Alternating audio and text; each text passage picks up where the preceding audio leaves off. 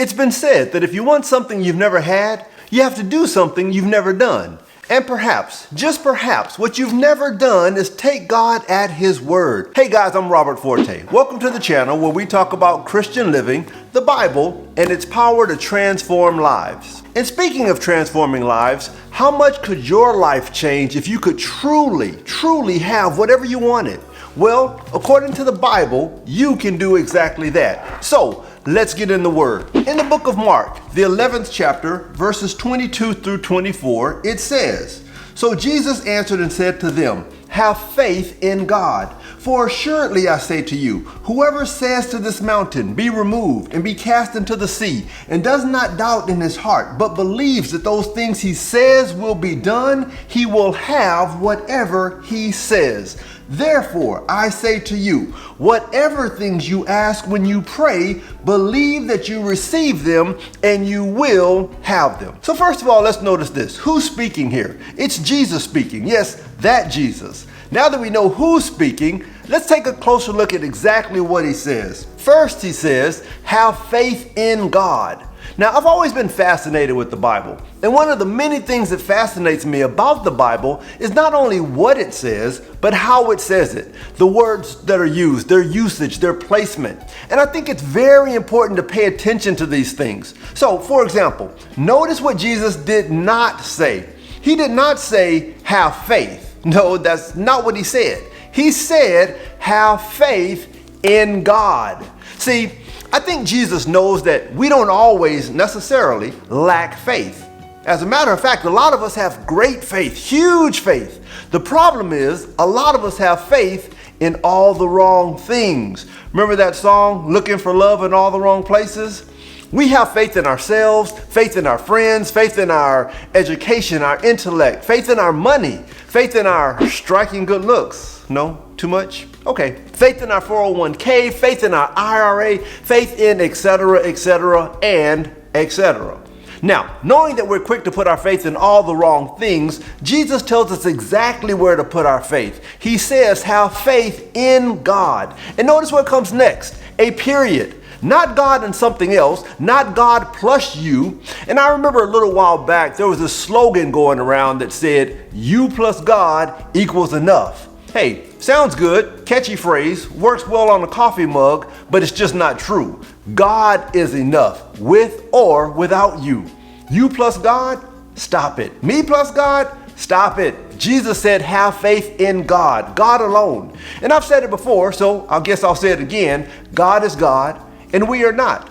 So with that in mind, don't neglect to do your part. Have faith in God, but don't attempt to do His part, the things only God can do. And speaking of faith, here's a pop quiz for you. What exactly is faith?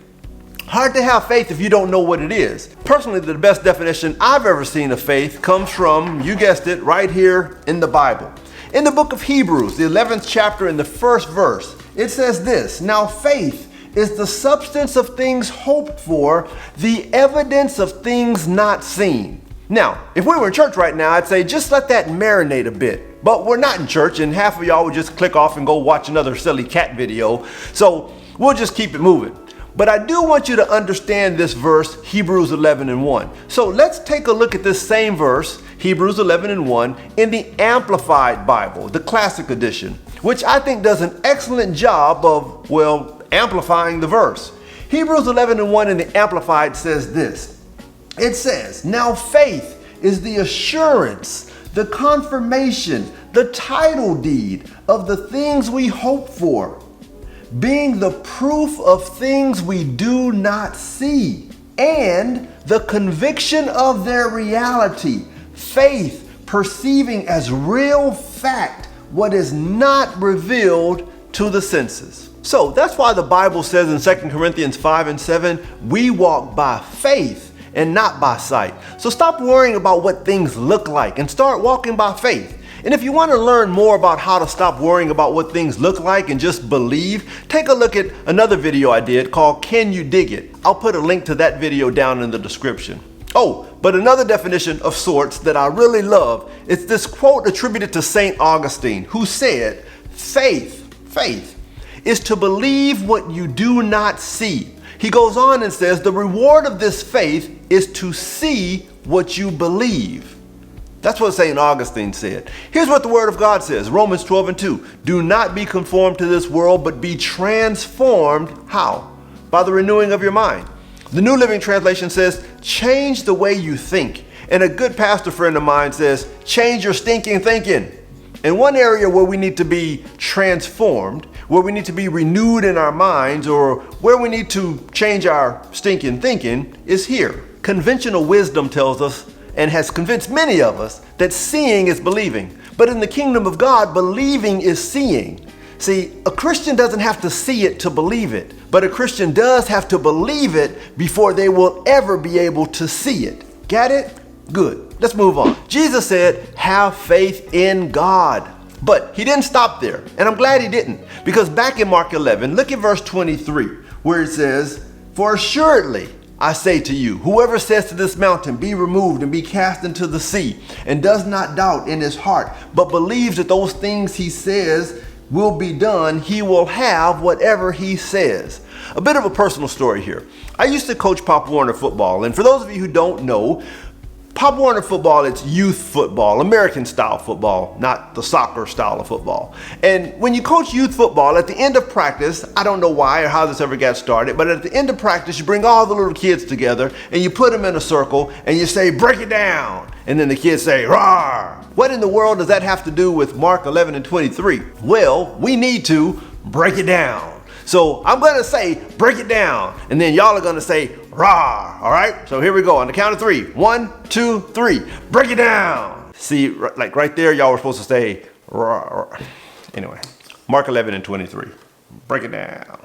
But before we break it down, can I just say something, kind of let you in on a little secret? Did you know it's okay to have fun when you're talking about the Word of God? As a matter of fact, Bible study should be fun. Church should be fun. It should be edifying and informative and life-changing, and certainly it should bring you into a closer relationship with Jesus and with fellow believers. Yes, all those things are certainly true, but it should also be fun. So, if you go to a boring church or a boring Bible study, my advice to you,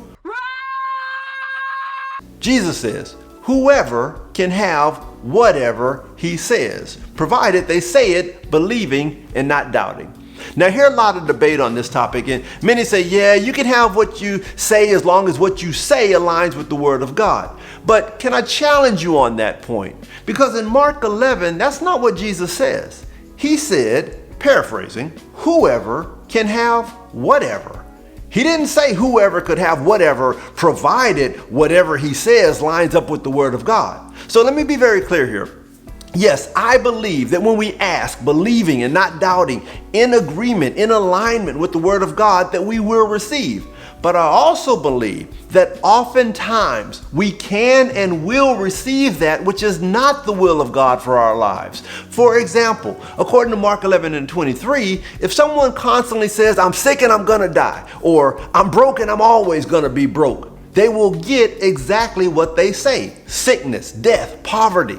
But are sickness, death, and poverty the will of God for His children? No, of course not.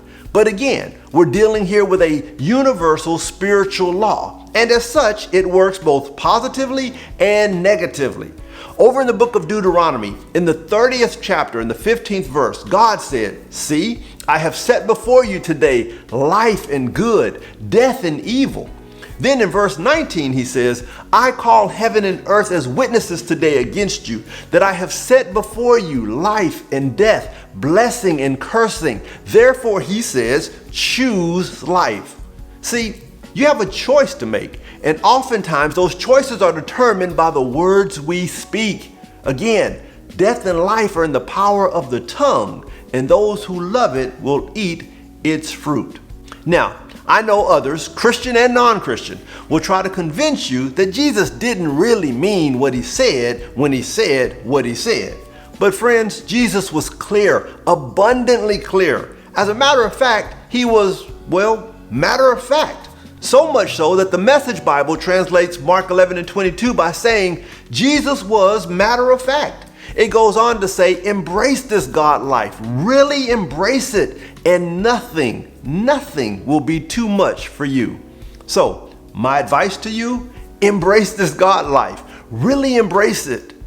Jesus said, therefore I say to you, whatever things you ask when you pray, believe that you receive them and you will have them. For more videos on prayer and faith, check out the videos here on this channel. And speaking of videos, I'm Robert Forte, and I'll see you in the next one. Until then, be blessed.